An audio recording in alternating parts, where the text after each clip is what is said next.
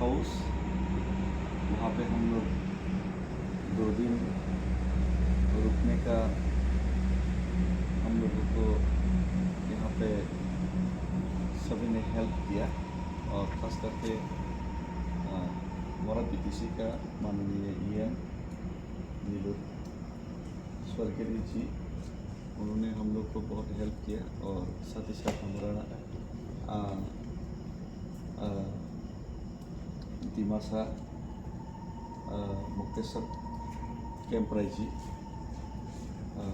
साहित्य सभा का, उन्होंने भी हेल्प किया। और जो भी गुवाहाटी में है सभी ने हमको हेल्प किया।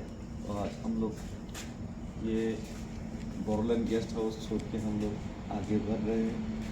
लेकिन बोरो हिस्ट्री का सबसे बड़ा योगदान बोरो को यूनाइटेड करने में, तो उनका श्रेय हम लोग हिस्ट्री से हम लोग को मालूम पड़ता है कि उपेंद्रनाथ ब्रह्म जी बोरो का उनका सबसे बड़ा महत्व है बोरो को यूनाइटेड करने में। और आज हम ये बोरो गेस्ट हाउस छोड़ने से पहले बोरो का उपेंद्रनाथ ब्रह्म जी को हम सैल्यूट और उनका प्रणाम करते हैं।